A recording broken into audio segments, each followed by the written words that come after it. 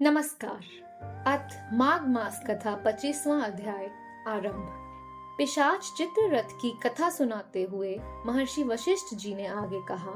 पिशाच देहधारी राजा चित्ररथ को बुरी तरह रोते बिलखते तथा विलाप करते देखकर विष्णु भक्त देवद्युति ने उनके पास जाकर पूछा, हे भयंकर आकृति वाले, तुम कौन हो?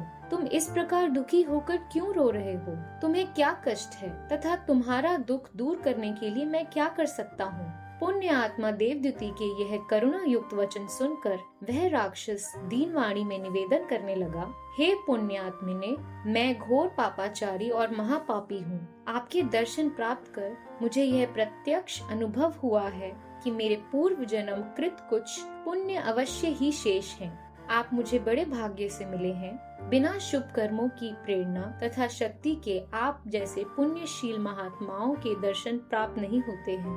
हे प्रभु, अब मैं अपने पूर्व जन्म में किए हुए समस्त पापों का आपके सम्मुख निवेदन कर रहा हूँ। पिशाच ने आगे कहा, हे द्विज श्रेष्ठ, अपने पूर्व जन्म में मैं एक अत्यंत पराक्रमी और संपन्न राजा था। मैं और मेरा राज्य सभी प्रकार के ऐश्वर्यों से पूर्णतः संपन्न था, परंतु अहंकारवश मैं समस्त धार्मिक वृत्तियों तथा दया भाव से रहित था। मैं हर समय पाप कर्मों में डूबा रहता था और मैंने कभी कोई धार्मिक कृत्य नहीं किया, न तो यथोचित रूप से प्रजा पालन कर अपने कर्तव्य का पालन किया और न ही दीन दुखियों की कभी कोई सेवा या सहायता की। राजा होकर भी ज्ञानियों तथा हरि भक्तों से सदैव ही मैंने कठोर और द्वेषपूर्ण आचरण किया। शिव ब्रह्मादिक देवता जिस परम पिता परमात्मा की सदैव पूजा अर्चना करते रहते हैं, मूर्खतावश मैंने उन्हीं हरि और उनके भक्तों से द्वेष तथा वैर भाव अपनाया। भगवान से द्वेष करने के कारण मुझे अनंत काल तक नरकों का दुख भोगना पड़ा। तत्पश्चात मुझे यह पिशाच योनि प्राप्त हुई है।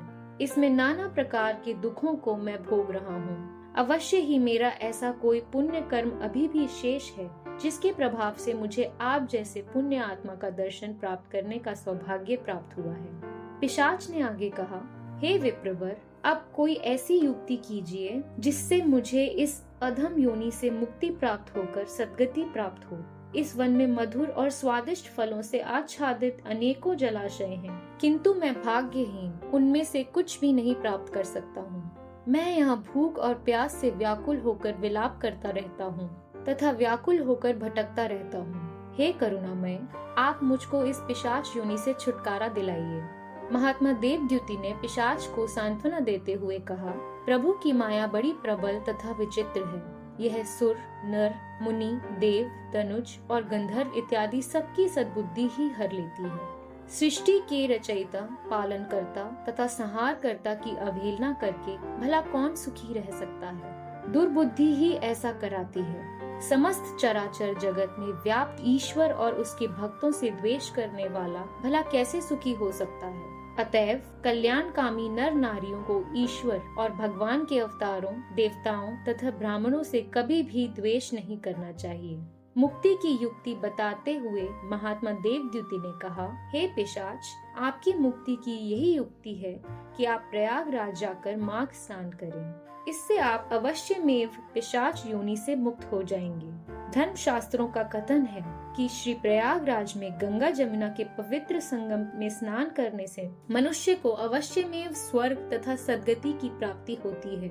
पवित्र संगम स्थल श्री प्रयागराज के तीव्र तेज के सम्मुख किसी भी प्रकार के पाप अपने अस्तित्व की रक्षा नहीं कर पाते।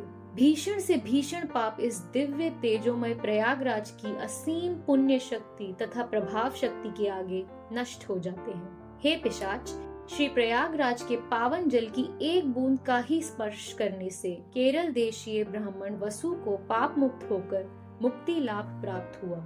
अतः अब आप भी प्रयाग में जाकर माघ स्नान करें।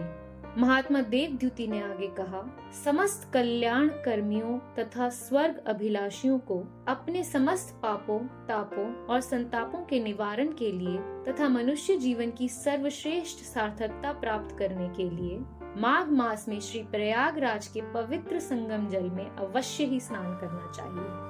यहाँ रहकर ईश्वर भक्ति तथा दान पुण्य के कृत्यों को अवश्य करना चाहिए। इससे प्रसन्न होकर भगवान मनुष्यों का हर प्रकार से कल्याण करते हैं।